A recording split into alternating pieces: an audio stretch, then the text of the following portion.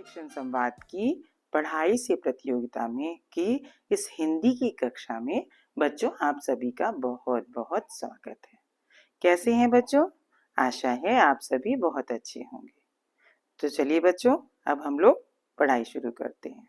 बच्चों, आज मैं आपको विकारी और अविकारी शब्दों के बारे में बताऊंगी। बच्चों, व्याकरण में विकार अर्थात परिवर्तन के आधार पर शब्दों को दो भागों में बांटा जाता है। एक होता है बच्चों विकारी शब्द और एक होता है अविकारी शब्द। विकारी शब्द बच्चों वे शब्दों के वे रूप होते हैं जो लिंग, वचन, कारक और काल के अनुसार बदल जाते हैं। फिर से मैं एक बार समझाती हूँ। विकारी शब्द, विकारी का अर्थ ही होता है बच्चों परिवर्तन, परिवर्तनशील। विकारी का क्या अर्थ होता है बच्चों? परिवर्तनशील। मैं यहाँ लिख दे रही हूँ ताकि आप लोगों को याद रहे। विकारी का अर्थ होता है बच्चों परिवर्तनशील। तो वे शब्द बच्चों, जो शब्दों के वे रूप जो लिंग, वचन, कारक, काल के अनुसार बदल जाते हैं, उन्हें हम विकारी शब्द कहते हैं। विकारी शब्द के बच्चों चार भेद होते हैं। तो चलिए पहले विकारी शब्द की परिभाषा लिख लेते हैं। ठीक है बच्चों? शब्दों का वह रूप जो लिंग, वचन,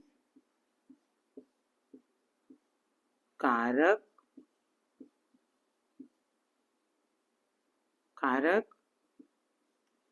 काल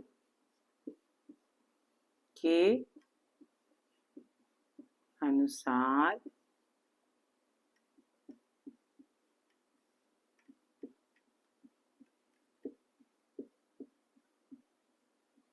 परिवर्तित हो जाता है, उसे हम क्या कहेंगे बच्चों?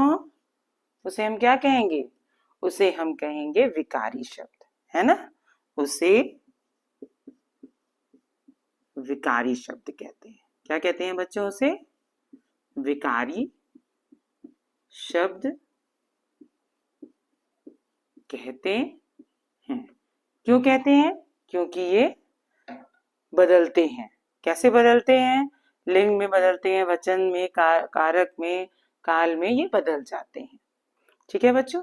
अच्छा, इस विकारी शब्द के बच्चों चार भेद होते हैं। कितने भेद होते हैं? चार भेद। तो चलिए इन भेदों के बारे में भी हम जानते हैं। संज्ञा, सर्वनाम, विशेषण और क्रिया, ये चार भेद होते हैं विकारी शब्दों के। चलिए इसको भी आप लिख लीजिए बच्चों, क्या क्या भेद होते हैं? संज्ञा, ठीक है बच्चों। दूसरा क्या बताया मैंने? जी हाँ, सर्वनाम। सर्वनाम। फिर क्या बताया बच्चों? विशेषण। और फिर क्रिया। संज्ञा के बारे में भी आप जानते हैं, किसी वस्तु, व्यक्ति, स्थान के नाम को संज्ञा कहते हैं। तो चलिए इसका उदाहरण भी हम देखते हैं। संज्ञा, लड़का क्या होगा बच्चों? बताइए, लड़का क्या होगा? संज्ञा होगा ना? हाँ। और लड़की क्या होगा? ये भी संज्ञा होगा। लड़के क्या होगा? ये भी संज्ञा होगा। ठीक है ना? अब सर्वनाम में क्या होगा? मैं, वह, तुम, ये सब सर्वनाम होगा। विशेषण में क्या होगा बच्चों? विशेषण में आपका हो जाएगा अच्छा, है ना, गोरा, जो भी विशेषता आपके समझ में आए दे सकते हैं। लंबा, ये सब क्या है? विशेषताएं है ना बच्चों। और क्रिया में क्या है? पढ़ना, है ना, दौड़ना, सब क्या है? क्रिया है ना। खाना, हंसना, सब क्रिया है, बोलना आप, ये सब क्रिया में रख सकते हैं। अब देखिए परिवर्तित कैसे होता है। अब संज्ञा के शब्द भी परिवर्तित कैसे हो जाते हैं। जैसे लड़का है तो लड़की हो जाएगा, लड़के हो जाएगा, सब बदलता जा रहा है। मैं है मुझसे है, मैं मुझसे, मुझ में, है ना। तुम भी बदलेगा, तुमसे, तुम्हारा, वह, वह का उससे, उसका, तो सर्वनाम भी बदलता है। इसी तरह अच्छा का अच्छी, गोरा का गोरी, है ना, लंबा लंबी, वचन के अनुसार बदल रहा है, लिंग के अनुसार भी बदल रहा है। अच्छा का अच्छी, है ना, पढ़ना का पढ़ती है, पढ़ते हैं, दौड़ना का दौड़ती है, दौड़ता है, दौड़ते हैं, खाना का खाती है, खाते हैं, है ना। तो ये सब बदल रहा है, सब परिवर्तन, सारे सारे उदाहरण इसके क्या हैं, परिवर्तनशील हैं। इसीलिए बच्चों इनको विकारी शब्द कहते हैं। अच्छे से समझ में आया। विकार का क्या अर्थ होता है, परिवर्तन, बदलना। वे शब्द जो बदल जाते हैं वो विकारी शब्द कहलाते हैं। इसको आप एकदम दिमाग में रखिए। चल अब आप जानिए अविकारी शब्दों के बारे में। चलिए बच्चों अब जानते हैं हम अविकारी शब्द के बारे में। अविकारी शब्द वे शब्द होते हैं जो लिंग, वचन, कारक और काल के अनुसार नहीं बदलते, इसमें कोई परिवर्तन नहीं होता। इसको अव्यय भी कहते हैं कि जिसका अव्यय ना हो सके, जो बदल ना सके, है ना, जो खर्च ना हो सके, इसको अव्यय भी इसीलिए कहते हैं। तो अविकारी शब्द क्या होते हैं बच्चों, जो लिंग, वचन, कारक और काल के अनुसार परिवर्तित नहीं होते। तो चलिए बच्चों इनकी परिभाषा अब हम लिख लेते हैं। वे शब्द जो लिंग, वचन,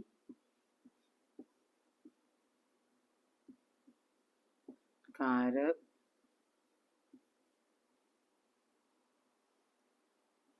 और काल के अनुसार नहीं बदलते, है ना बच्चों, नहीं बदलते, जो वे शब्द जो लिंग, वचन, कारक और काल के अनुसार नहीं बदलते, उन्हें हम क्या कहते हैं बच्चों, उन्हें हम कहते हैं अविकारी शब्द। उन्हें अविकारी शब्द कहते हैं। विकारी बदल जाते थे, अविकारी नहीं बदलते हैं, उन्हें हम अविकारी शब्द कहते हैं। इसे अव्यय भी कहा जाता है बच्चों, जिसका व्यय ना किया जा सके, जिसका खर्च ना किया जाए, नहीं बदलते हैं इसलिए इन्हें अव्यय भी कहा जाता है। ठीक है बच्चों, अब आप समझ गए विकारी बदल जाते थे और अविकारी शब्द नहीं बदलते हैं। अब अविकारी शब्द के भी 4 भेद होते हैं। ठीक है बच्चों, क्या क्या होते हैं, क्रिया विशेषण, संबंध बोधक, समुच्चय बोधक और विस्मयादि बोधक। तो चलिए जैसे मैंने विकारी शब्द को समझाया था, मैं इसको भी समझाती हूँ। चलिए लिखिए अब आप हमारे साथ ही, क्रिया विशेषण। पहला क्या है इसका भेद, क्रिया विशेषण बच्चों। दूसरा क्या है, दूसरा मैंने क्या बताया था, संबंध बोधक।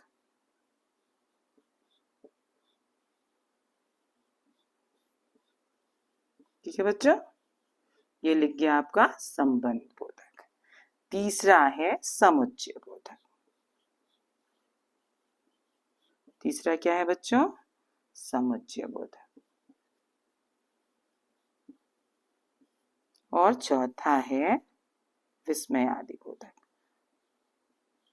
विस्मयादि बोधक पढ़ेंगे तो बहुत मजेदार है हिंदी, है ना बच्चों, और समझेंगे तो फिर वो बहुत अच्छी अपने आप ही लगने लगती है ना। तो क्रिया विशेषण, अब क्रिया विशेषण के भी उदाहरण जैसे मैंने आपको बताया था उसमें, इसमें भी बताती हूँ मैं। धीरे धीरे, है ना। और यहाँ जैसे कल,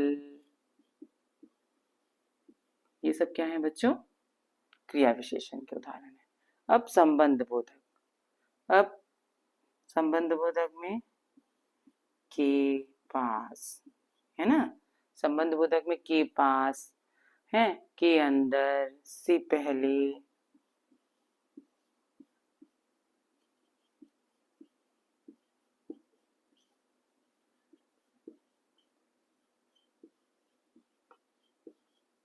है बच्चों। अब समुच्चय बोधक में होगा और, लेकिन, क्योंकि, और, लेकिन, है ना बच्चों, क्योंकि। विस्मयादि बोधक में जैसे आश्चर्य होता है, जिसमें अरे, ओ, वाह, छी, ये क्या होते हैं, सब विस्मयादि बोधक के शब्द होते हैं। चलिए मैं लिख देती हूँ, अरे, वाह।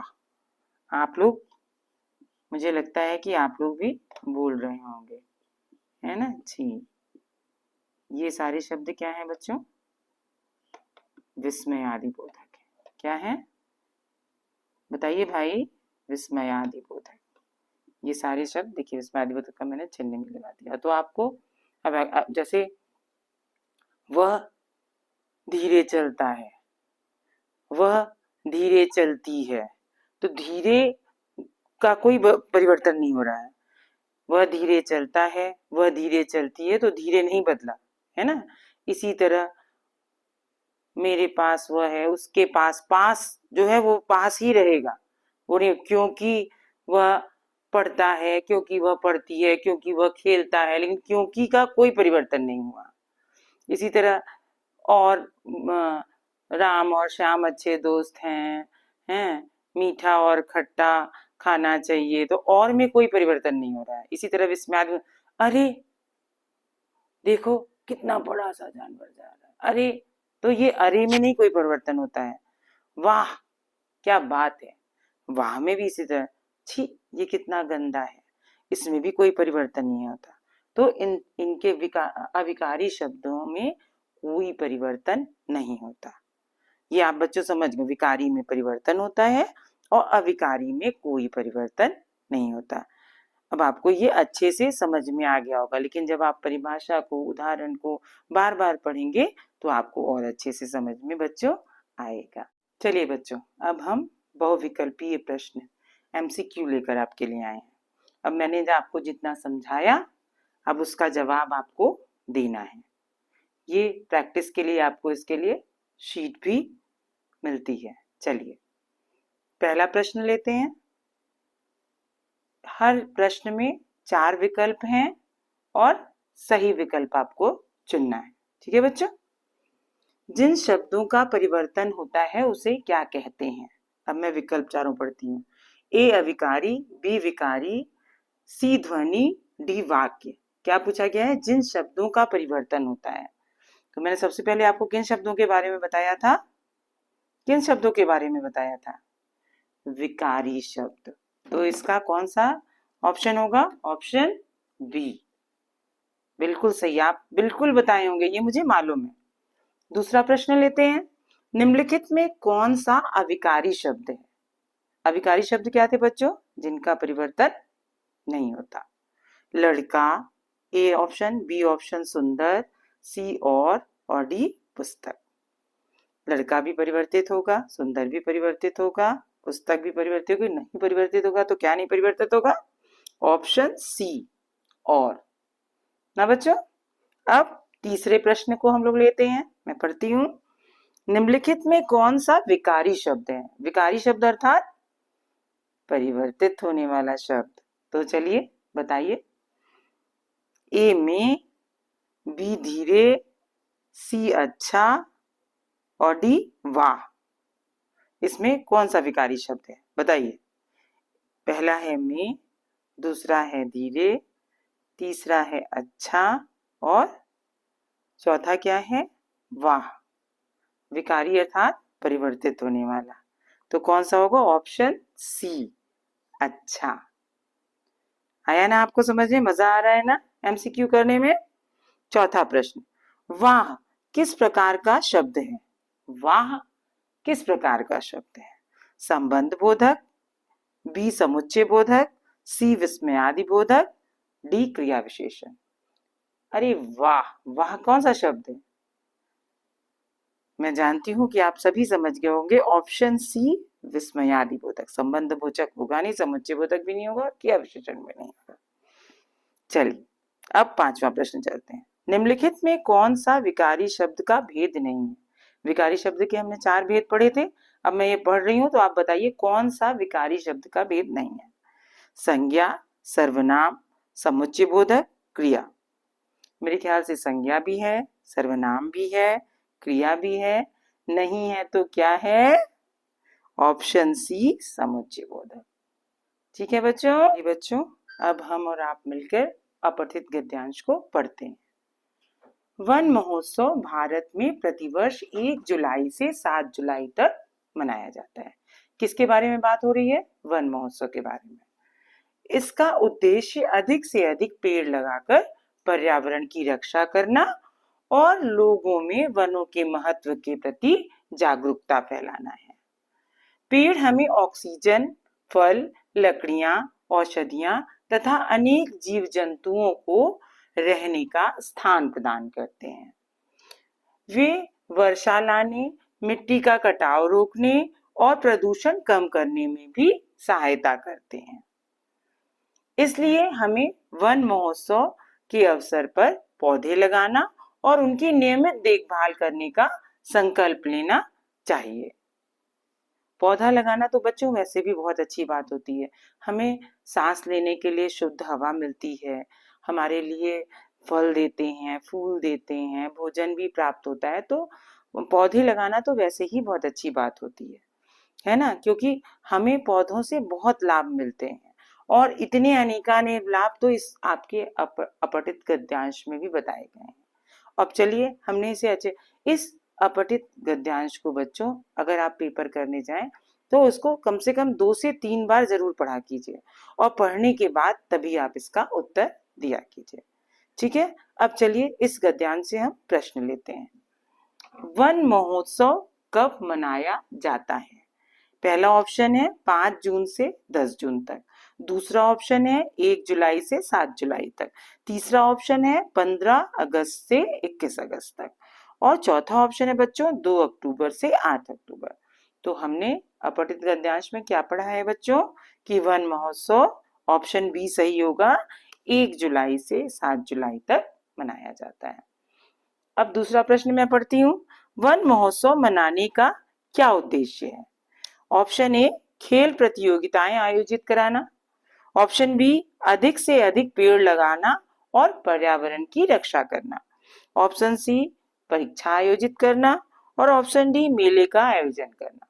तो वन महोत्सव मनाने का उद्देश्य हमारा क्या है बच्चों? पेड़ लगाना, अधिक से अधिक पेड़ लगाना और पर्यावरण की सुरक्षा करना।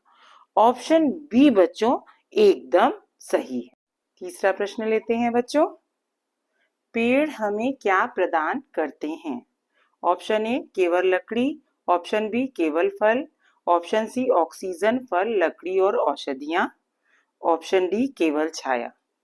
तो पेड़ हमें केवल लकड़ी तो नहीं प्रदान करते, केवल फल भी नहीं प्रदान करते, केवल छाया भी नहीं प्रदान करते। तो ऑप्शन सी सही है।